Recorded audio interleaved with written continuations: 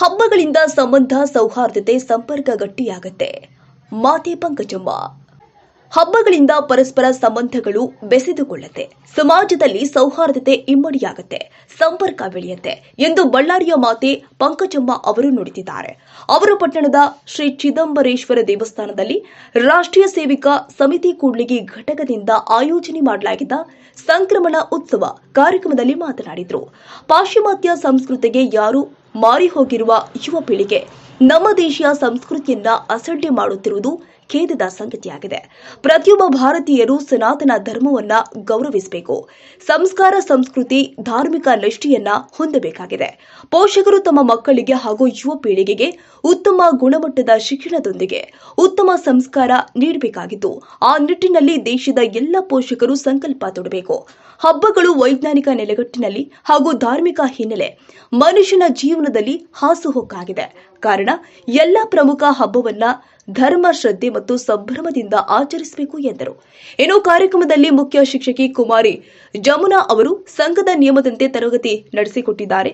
ಶ್ರೀರಾಮ ಮಂದಿರ ಕರಸೇವಕರು ಆದಂತಹ ದಿವಂಗತ ಕೆಬಿ ನಾಗರಾಜ್ ಅವರ ನೆನಪಾರ್ಥವಾಗಿ ಅವರ ತಾಯಿ ಶ್ರೀಮತಿ ಕೆಬಿ ಮಾರಮ್ಮ ಅವರನ್ನ ವೇದಿಕೆಯಲ್ಲಿ ಸನ್ಮಾನಿಸಲಾಗಿದೆ.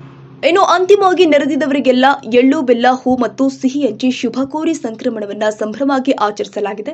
ಶ್ರೀಮತಿ ಮಮತಾ ಪ್ರಾರ್ಥನೆ ಮಾಡಿದರು. ಶ್ರೀಮತಿ ನಿರ್ಮಲಾ ಅಡ್ಡನಿರವರು ನಿರೂಪಿಸಿದರು.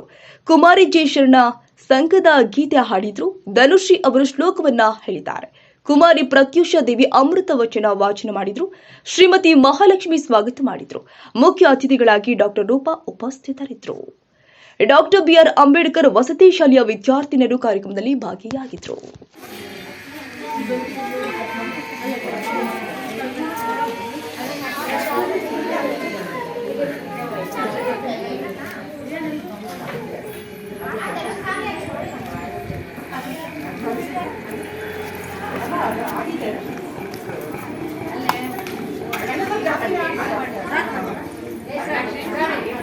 ಇನ್ನೊಬ್ರು ಎಣ್ಣೆ ಕೊಡಕ್ ಶುರು ಮಾಡಿ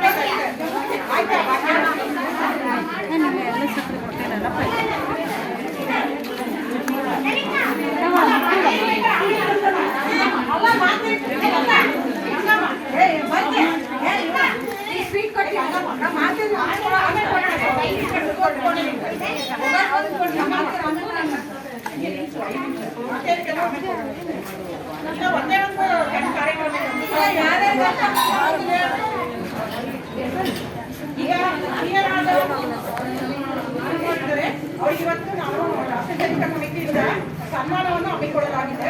5 ನಿಮಿಷ ಅದನ್ನು ನೋಡ್ಬಿಟ್ಟು ಎಲ್ಲರೂ ಹೋಗೋಣ.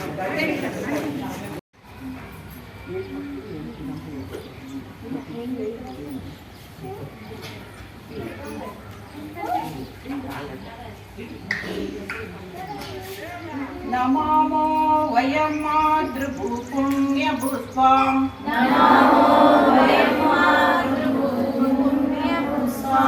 ತ್ವಯಾ ವರ್ಧಿತಾ ಸಂಸ್ಕೃತಾ ತ್ವತ್ಸುತಾಃ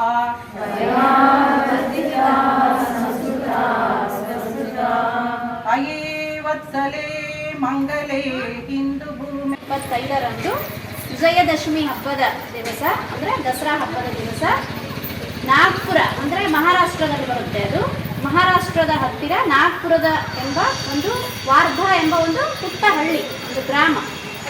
ಮಹಾರಾಷ್ಟ್ರದ ನಾಗ್ಪುರದ ಹತ್ತಿರ ವಾರ್ಧಾ ಎಂಬ ಪುಟ್ಟ ಗ್ರಾಮದಲ್ಲಿ, ಅಲ್ಲಿದ್ದಾರೆಲ್ಲ ಫೋಟೋದಲ್ಲಿ ಈ ಕಡೆಯವರು ಕೆಳಗಡೆ ಮೊದಲಿದ್ದಾರಲ್ಲ ಅವರು ಲಕ್ಷ್ಮೀಬಾಯಿ ಕೇಳ್ಕರ್ ಅಂತ ಅವರ ಹೆಸರು.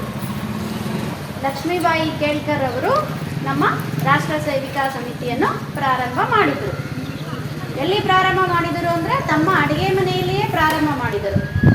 1936 ಅಂದರೆ ಎಲ್ಲರಿಗೂ ಒಂದು ಗಮನಕ್ಕೆ ಬಂದಿರುತ್ತೆ. 1936 ಅಂದರೆ ಸ್ವತಂತ್ರ ಪೂರ್ವದಲ್ಲಿ ಹೆಣ್ಮಕ್ಳಿಗೆ ಯಾವುದೇ ಒಂದು ಅವಕಾಶ ಇರಲಿಲ್ಲ. ಹೊರಗಡೆ ಬಂದು ಓಡಾಡೋದು, ಕಲಿಯೋದು, ವಿದ್ಯೆ ಕಲಿಯೋದು, ಶಾಲೆಗೆ ಹೋಗೋದು, ಇದೆಲ್ಲ ಪರಿಸ್ಥಿತಿ ಬಹಳ ಗಂಭೀರವಾಗಿತ್ತು ಅವಾಗೆಲ್ಲ ಬ್ರಿಟಿಷರ ಆಳ್ವಿಕೆ ಇತ್ತು.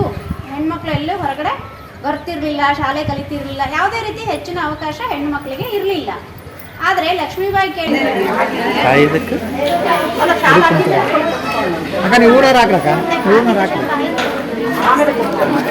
ಈ ಕಡೆ ಮಕ್ಕ ನೋಡ್ರಿ, ಈ ಕಡೆ ಮುಂದೆ ನೋಡ್ರಿ. ಒಟ್ಟು ಕೊಡೋಣ ಅಂತ ಸಾಲ ಹಾಕ್ತೀವಿ.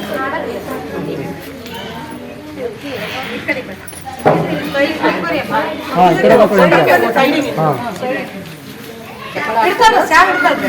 ಈಗ ಚಪ್ಪಾಳೆ ಹಾಕ್ತಾರೆ. ಹಾಂ, ಹಾಕ್ರಿ. ಹಾಕ್ರಿ, ಚಪ್ಪಾಳೆ ತರ್ರಿ.